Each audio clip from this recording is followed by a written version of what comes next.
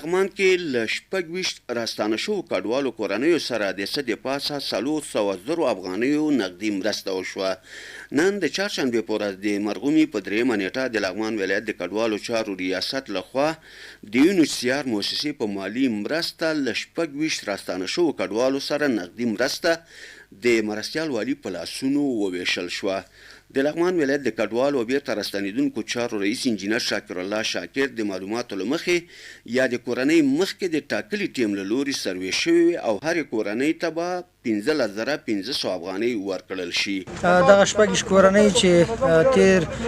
کالونو کې ورسره کومک شوی او چې د ژمنۍ مرستو په حساب باندې د UNHCR بیا انتخاب کړي و، نن دوی ته هرې کورنۍ ته 15,500 افغانۍ نغدي کومک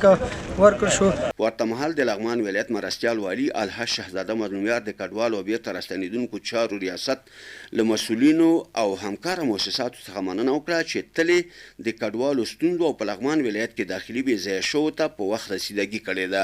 هغه ویل په ولایتي کچه هڅه روانه ده چې د ټولو داخلي او راستانه شوو کورنیو هر اړخیزو ستونزو حل ته په وخت رسیدګي وشي. د ولایت مرستیال هیله وکړه چې نورې مرستې دې هم جلب او په مستحقو کورنیو دې وویشل شي. زه د ولایت د مقام په نمایندګۍ باندې د UNHCR د مؤسسې د غورونه چې د تشریف راوړی دی او رئیس صاحب د مهاجرینو نه مننه کوم او دې ته مې وړاندیز او غوښتنه دا ده چې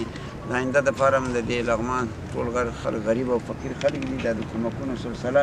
چې ستاسې وس او توان او طرزالعمل او چوکاټ کې د قانون اجازه درکوي د دې سره د کومکونو سلسله باید نور هم جاري وساتئ. یاده دې وي چې په یادو کورنیو د کرونا وایرس د مخنیوي ځینې اړین توکي هم وویشل شول.